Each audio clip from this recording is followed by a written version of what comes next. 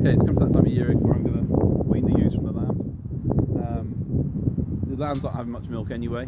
I want to dry the ewes off now so they're ready to breed again. We'll put them to the top kind of end of October, November to lamb for April time.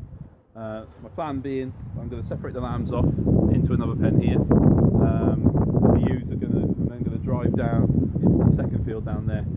All of these 60 so animals have been down there for a couple of days. It's only a 1 acre patch. They've eaten it off pretty good. The plan being that the ewes won't get much food off it, just a little bit, enough to keep them going.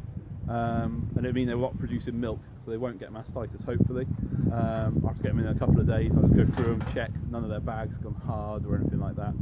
And then the lambs are going to go into this bigger field here, which is 6 acres. Because I won't be able to drive them, they'll just have to stay there for a few days until they kind of get themselves back together.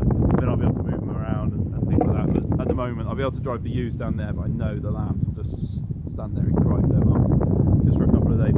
2 days, they've forgotten who each other are already. It won't be that long, but there will be a bit of bleating going on tonight. So if any of the neighbours, I'm sorry.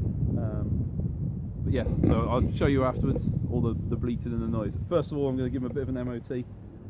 Just go through them all, make sure there's no feet or anything while they're calm, and no feet or mucky bumps that need doing, just to keep on top of them, and then I'll move them on. Okay. So that went easier than I thought.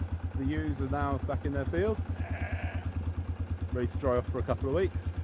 I'm just going to let the lambs out into a fresh field of grass. Perfect.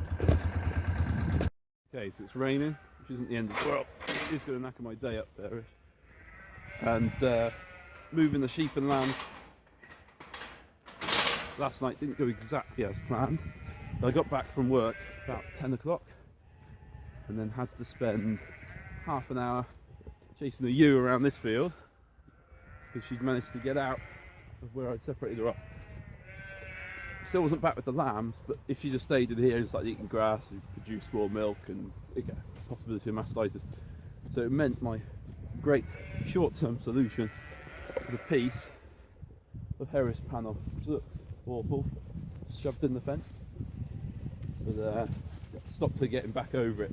I think the trouble is we've built up this ground the other side. Before, the fence seemed quite high. Now they can pretty much walk over it. So that's just tied on a piece of baler twine, good old baler twine, and I don't think there's any sheep by the gate at the moment.